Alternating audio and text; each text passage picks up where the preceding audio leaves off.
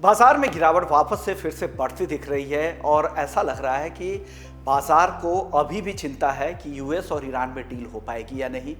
FIIs की लगातार बिकवाली चल रही है। क्रूड में भले ही नरमी आई है लेकिन अभी भी $100 से बहुत दूर ब्रेंट क्रूड के भाव नहीं है। तो ये सारी चिंताएं हैं और इंडिया विक्स वापस से बढ़ने शुरू हो गए हैं। लेकिन ऐसे में सवाल है कि बाजार की आगे की चाल, अगले हफ्ते की चाल कैसी रहेगी और इस कमज़ोर बाजार में क्या आपके लिए मौके हैं। यही बातचीत करने के लिए हमारे साथ चॉइस इक्विटी ब्रोकिंग से कुणाल फरार हैं। कुणाल जी, बहुत बहुत शुक्रिया, आपने वक्त निकाला, इसके लिए धन्यवाद आपका।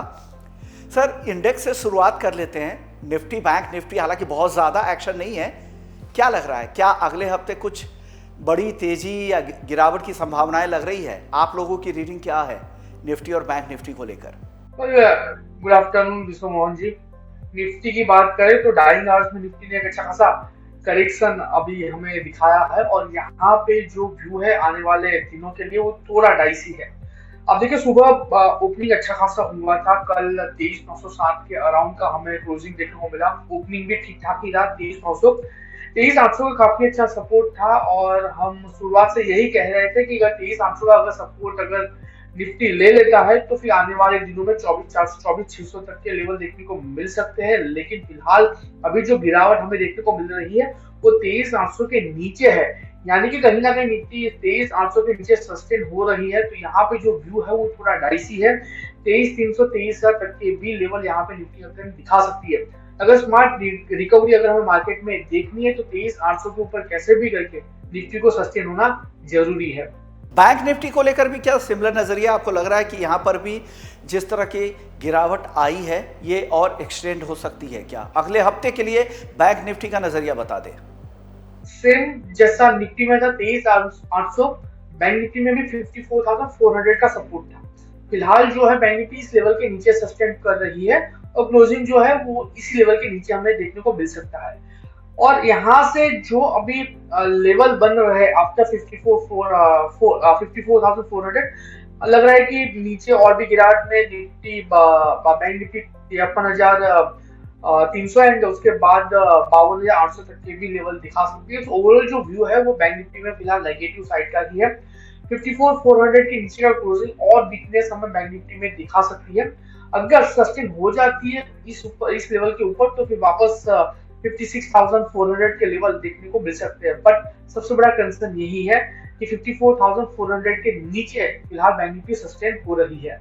तो ये अभी चिंता है और जो बायसनेस है वो निगेटिव साइड में यहाँ पे ज़्यादा दिख रहा है बैंक निफ्टी को लेकर। चलिए, ये तो इंडेक्स की बात हुई, अब कुछ ब्रॉडर मार्केट में कुछ स्टॉक्स की भी बात कर लेते हैं। आईटी से शुरुआत करते हैं। आईटी से आज काफ़ी सपोर्ट मिल रहा था। जिस तरह से विप्रो को लेकर पॉजिटिव खबरें आई और जिस तरह से पार्टनरशिप हुई है यूएस की सॉफ्टवेयर कंपनी के साथ और एआई का इंटीग्रेशन किस तरह से किया जाए, इसका कैसे फ़ायदा लिया जाए, ये भी। और दूसरा, पूरे आईटी सेक्टर में एक वैल्यू बाइंग भी लोगों को दिख रही होगी। क्या लग रहा है ये जो रैली है, ये जो तेजी आईटी में थोड़ी बहुत रिकवरी जो दिख रही है, ये सस्टेनेबल है आगे और आने वाले हफ्ते में? क्या हो सकता है आईटी में, कुछ पसंद है आपको?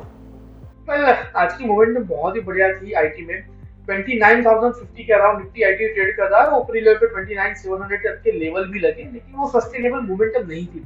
और आज के दिन में देखने जाए तो नो डाउट बड़े दिग्गज काउंटर ने एक अच्छी खासी मोमेंटम हमें दिखाई। जैसे आप देखिए, इंफोसिस की बात करें, टीसीएस की बात करें, इंफोसिस जो 3% ऊपर था वो फिलहाल गिरावट के साथ माइनस में आ चुका है। टीसीएस जो ऊपरी लेवल पे था वो -1% की गिरावट के साथ ट्रेड कर रहा है।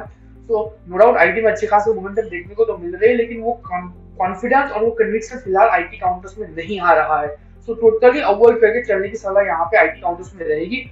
नो डाउट विप्रो 250 के प्राइस के अराउंड का बाईबैक लेके आ रहा है लेकिन उसकी भी बड़ी इंपैक्ट हमें आने वाले दिनों में नहीं देखने को मिल सकती।